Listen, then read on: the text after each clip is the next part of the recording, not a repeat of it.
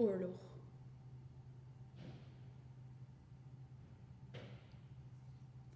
Als ik dat woord zeg, zal iedereen automatisch een eigen beeld vormen in zijn of haar hoofd. Oorlog, een gewapende strijd tussen landen of bevolkingsgroepen. Oorlog is een woord wat iedereen kent. Iets waar de hele wereld mee te maken heeft. De een kent het alleen maar van het nieuws en uit de geschiedenisboeken. En voor de andere heeft dit woord betekenis. Ieder een eigen verhaal. Er zijn zoveel verschillende verhalen over de oorlog. En wij vinden dat daar meer naar geluisterd mag worden. In onze podcast zullen er 3 afleveringen verschijnen waarin 3 verschillende mensen hun verhaal doen. Zo vertelt in aflevering 1 Rassan Hassan haar verhaal.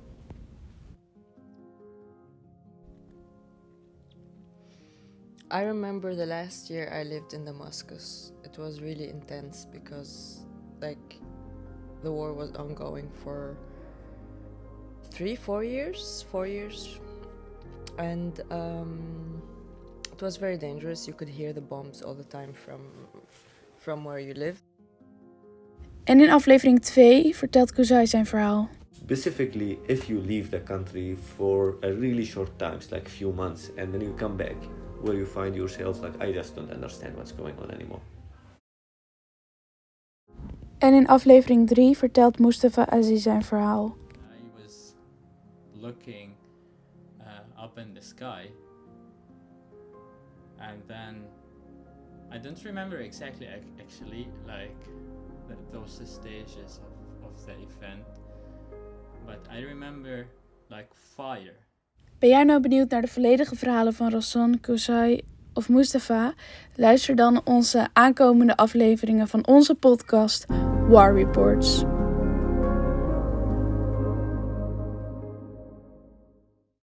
Oorlog.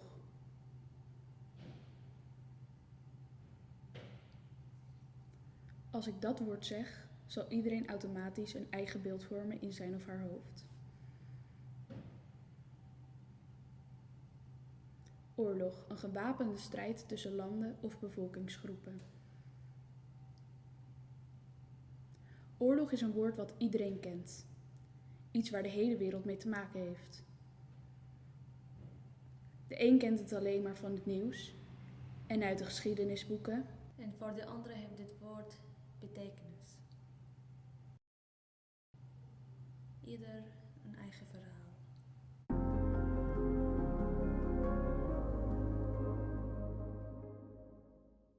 Er zijn heel veel verschillende verhalen en wij vinden dat er meer naar geluisterd mag worden.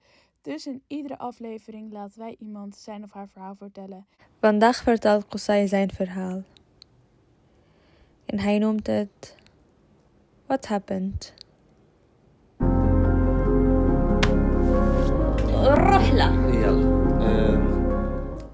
In the early days of the revolution, I guess after a few months when it started, I seek kind of refuge in Lebanon. So I started to go to Lebanon to seek living, working, and then go back only to visit in Syria. Every 5-6 months, just go for 1 week to Syria back to see my family and my friends, and then go back to Lebanon to work. I guess after 1 year, around 1 year, 1 year and a half, something like that, of the start of the revolution, I was by that time in Lebanon for a while, and the revolution was officially armed. So the revolution is weaponized, and it's officially armed struggle. I wasn't accustomed to the situation yet. I was in Lebanon, I hear news, but I don't know what's happening really on the ground. What was happening on the ground, that there is a lot of parties, a lot of institutions and organizations are dedicating men and weapons to support the army against the opposition. And that I didn't know about really well. I didn't know at least who in my village was really in which party and who is going to fight and who is not. I just didn't know all the details. Anyhow, at one point I came back to Syria to have 7 days of vacation. So I was seeking to see almost all the people that I know, my friends from early days, and to gather all of them and have some booze and have some fun, see everybody. And for sure I was aware of the schism between people about political opinions. I was very much with the opposition. I knew that the popular opinion in my village wasn't with the opposition. They were mostly the people are with the government. But well, when in the beginning of the days of the revolution, we could just joke about it all the time, you know, like, okay, you are with the you support the government, I support the opposition, we make jokes, and then we just keep moving on. But apparently things were different. So I gathered most of the people that I know, my friends from early days. We gathered at a place of friend of mine. We were sitting around the table, many people, I guess like from 15 to 20 people. And I was making jokes about specific party that they are really not trained in army or in armed struggle or anything. And they are supporting the army with the government, the government army.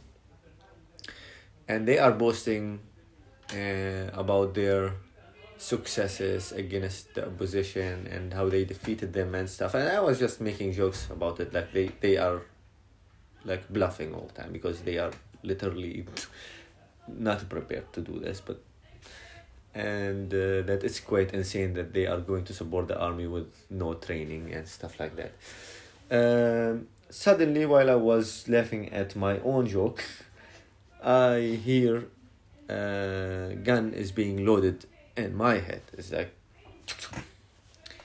and then I really look up, and then I see a friend of mine that we were very good friends from in the primary school, middle, secondary school, and high school, saying to me like, do you think yourself a man to make these kind of jokes about heroes who are dedicating their lives to protect you and to protect the country? And I do remember that I know that guy. I know that he is impulsive. I do know that I would not say I didn't believe what was happening. I immediately realized that this is serious. I immediately realized that he might pull the trigger and shoot me down. But I wasn't on the ground in Syria at that time, and my convictions and beliefs were strong about like our friendship is more important than your political opinion. So we could make jokes about it because who cares if you support Bashar al-Assad or not, or the army or not, or the opposition? We grew up together. Doesn't matter. We make jokes about it. Who cares? So because of my conviction was so strong about this, I just was so calmly saying to him, okay, you have to put the gun down now, and then we talk about the things. And then what staggered me that everybody was sitting on the table. You know, it's like nothing happening. People were watching, basically really watching. Nobody said to him, put the gun down. I was the only person who was talking to him. I don't know if they were on shock or they were really expecting it at the moment. I don't know. But what I know that nobody intervened at all, which probably was maybe a good thing, because maybe if somebody stood up or something, he would have pulled the trigger. I don't know. But anyhow, that was the situation. At one point, he put the gun down and he said to me, like something offensive, and then he just went outside, and then I followed him outside, and I said to him, let's walk around and just have a talk and stuff. And then we had a talk, and like what the fuck, you know, the fuck are you doing? Like, we grew up together. Like, did you put the gun in my head because I made some jokes about a specific party, and like I just kind of very disappointed, or let's say a little bit separated from reality, and I didn't know that my jokes are gonna have this resonance in you or in anybody else. Like, we grew up together. What's happening? And then we talked it through. I began to realize that I don't understand what's going on the ground really much. People changed, and this time I was in Lebanon. Things change. It doesn't work like that anymore. People are having weapons. People are fighting. People are able to kill. You having a different opinion than the other person can be really death sentence. It's not a thing that you just can have and you just bicker each other about and just move on or whatever, or just get mad at each other for a few days. It's not like that anymore.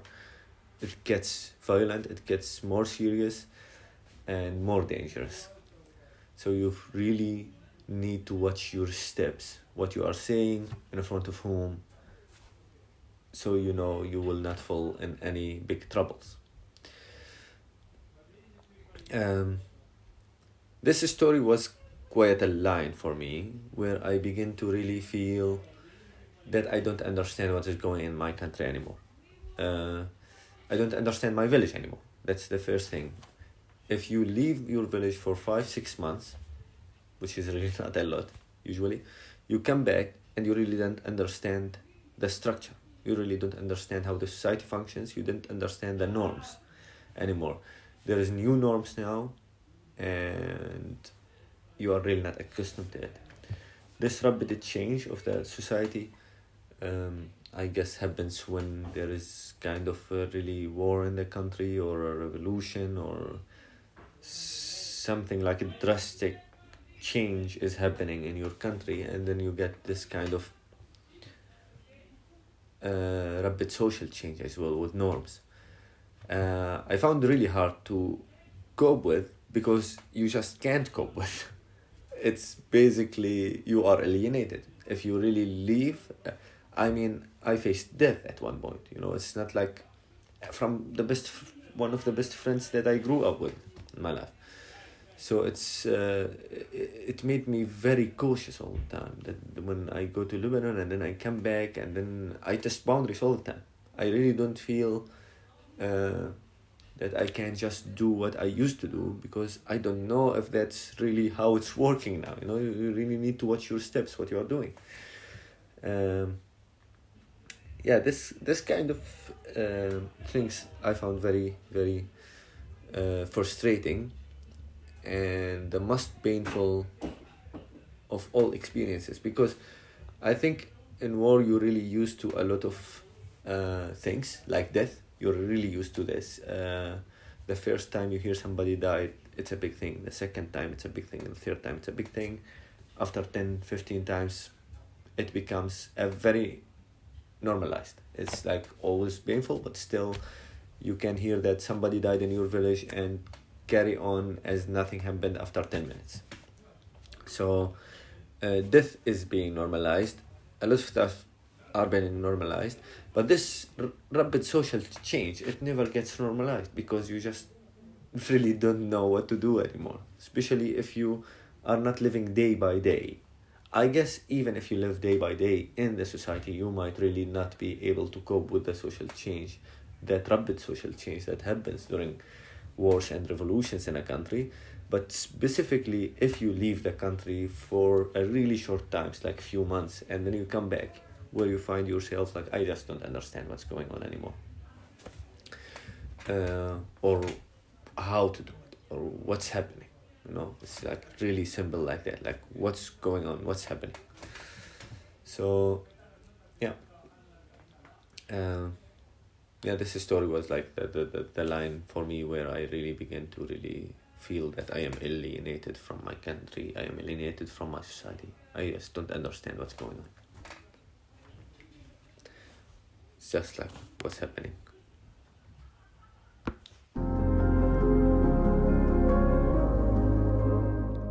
Volgende week vertelt iemand anders weer zijn verhaal. Hopelijk tot dan!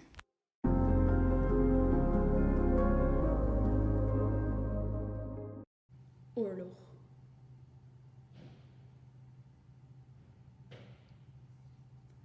Als ik dat woord zeg, zal iedereen automatisch een eigen beeld vormen in zijn of haar hoofd.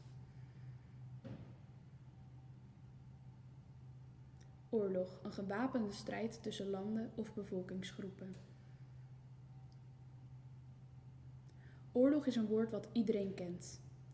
Iets waar de hele wereld mee te maken heeft. De een kent het alleen maar van het nieuws en uit de geschiedenisboeken. En voor de andere heeft dit woord betekenis. Ieder een eigen verhaal.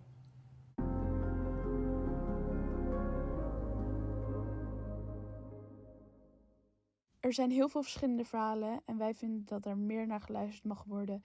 Dus in iedere aflevering laten wij iemand zijn of haar verhaal vertellen. Vandaag vertelt Razan Hassan haar verhaal tijdens de oorlog. En zij heeft het zelf genoemd, The Last Moment of Living.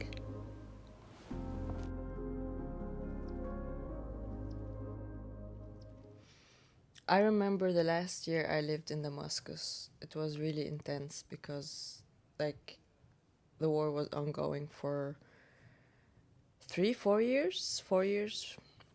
And it was very dangerous. You could hear the bombs all the time from where you live, but it was always around you. It was never so close, you know? But there was this moment I remember that, like, the restaurant in front of my place got burned because the owner was pro-regime, and I think people who are against the regime burned it for him because they... And then it became really close, like it's like really in my neighbor, it's happening right here, right now. And the sounds were not only sounds anymore, they become really closer, you know? But the way it influenced me, that I was actually feeling more that now is the time to live because I could die any moment. So I'm not gonna ruin my last moments, you know, of living. So it kind of turned into, from surviving mechanism to a very wild way of looking at life, that, okay, any moment can be your last, so just enjoy it. And that gave a very beautiful chaos to my life. And I just feel very, I felt really like that any moment could be my last, so I was just very liberated in a way. This freedom that we didn't really have before because of social structure or because of the political system or because of everything. But then when death is so close to you, you just stop caring about anything and you just become more close to yourself and what you want to be. So my reaction was to be wilder and be myself more. And I was like, I feel that I was the most rebellious person ever. And I didn't feel like that afterwards, after I left or after anything. Like, that was my year of being really, really close to myself and very, like, careless about what the society expects from me or what my parents are expecting from me or whatever, you know. You just become very close to yourself because you have no other choice. Otherwise, if you die, you're not gonna die yourself. So that was very motivating to be rebellious and to be close to yourself and close to your principles and the way you look at life. Even if it's not very shaped, you're just gonna live the moment, you know? So for me, it was a very much fun and beautiful philosophy that I adapted from that moment. But now when I look at it after like a couple of years, I still see it as a very beautiful way of coping with the situation. But I also feel that it's very sad because I stopped having... I stopped being able to feel sad when I have to. So when a friend dies or gets arrested, or so everything becomes so normalized in a way that death becomes, when you hear that somebody died, it becomes very normal, okay, you know. It doesn't, you don't process it the same way, because there's tons of those news around you. So now when I look back, I feel like it's not healthy. This part of the story is not healthy, because you're not processing things. You're just ignoring the pain and just dealing with it in a very unhealthy way, unable to cope and unable to survive and unable to smile, because otherwise you just lose hope in life, you know. But yeah, it has those two sides. I can't really decide until now if it was a blessing or if it was a curse. But in the end, I think the philosophy of living the moment I took with me through my whole life, and I still take it with me until now. And I feel like I wouldn't have learned it in such a young age if I didn't experience war in its intensity and its consequences.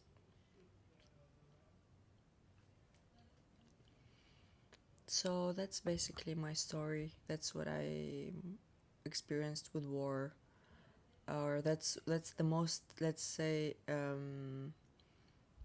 the thing that I took with me from that experience.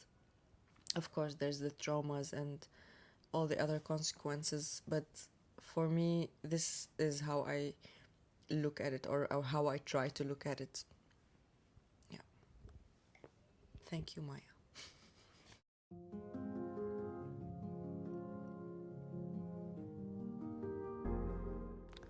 Volgende week vertelt iemand anders weer zijn verhaal. Hopelijk tot dan!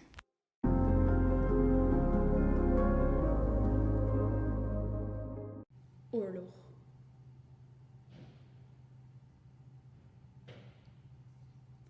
Als ik dat woord zeg, zal iedereen automatisch een eigen beeld vormen in zijn of haar hoofd. Oorlog, een gewapende strijd tussen landen of bevolkingsgroepen. Oorlog is een woord wat iedereen kent. Iets waar de hele wereld mee te maken heeft. De een kent het alleen maar van het nieuws en uit de geschiedenisboeken. En voor de andere heeft dit woord betekenis. Ieder een eigen verhaal.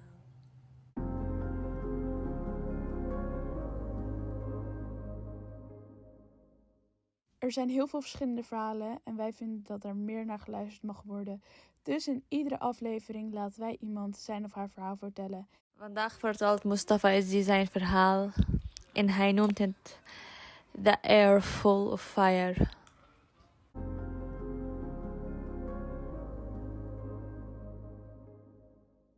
Oh, it was November 2013, and we were collecting the olive from the olive trees. Was the season, and we were just like, I was collecting those with my father, and just have this random chat, and I was looking up in the sky.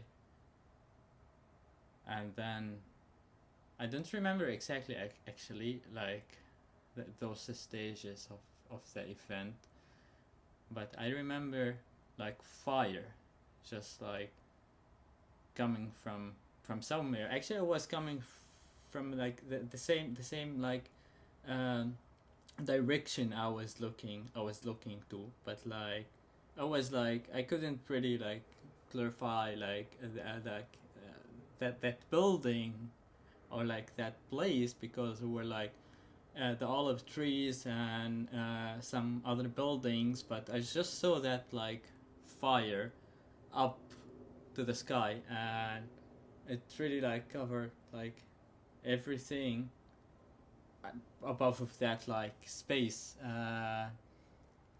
and then like that fire was just like a part of the second, and then like I was just like, it surrounded that fire like a cloud of smoke, and it went like on a like ellipsy shape, like around that fire, and then like that crazy like voice came like boom, and it was like 100,000 slap on the face. It was like some time of like a full confusion. I couldn't think of anything. I was just like disabled, and it was like really like strange. I was looking at my father, and I remember like a lot of noise. Like the whole city is flipping. A lot of noises coming from cars and people shouting, people crying. I was hearing a lot of like the horn of a lot of cars, and we were like so confused, like what happened after like 5 minutes, you know, just like to bring our awareness back, because like awareness were like was just gone. And then I walked immediately like to the street, and I just found like I've never seen our neighborhood crowded as that time, you know, and it will never be crowded as that time. Like I remember like cars, like 3-4 cars trying to pass each other, which is not the capacity of the street, so they were like almost like crashing into each other just to get to that point, which it was like 500 meters far from our house. And that place, it was a police agency over there, and it was blow. It was like an explosion, obviously. So yeah, like a lot of people like were crying. It was like a lot of madness, crazy people running from all over like the city, trying to get to the area. I've never like really understood like why people were run there. I mean, maybe curiosity. They were like, they wanted to see like what was happening. But for me, it wasn't fun. It wasn't fun at all. And so I went to that street, and I saw how crowded it was. Even like we have our property entry for our house, you know, the madkhal. And the people they parked like their cars there, you know, like we couldn't use our car because just people they block it, they put all their cars there. I mean, how come? I was so crowded, you know, people couldn't find like a place where I could park a car. Like everyone wanted to see that like event. And then like it was so expected, you know, that this police agency, it will be blown by some groups like Free Army of ISIS, Jabhat al-Nusra, or, you know, because they were doing a lot of dirty work and they were into like deep shit.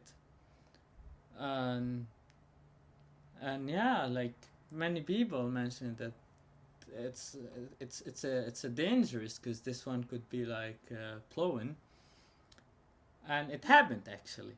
It happened. Dan was dit alweer aflevering 3 van onze podcast en zo ook de laatste aflevering. We willen Rassan, Kuzan en Mustafa heel erg bedanken voor het delen van hun verhaal en we willen jullie heel erg bedanken voor het luisteren.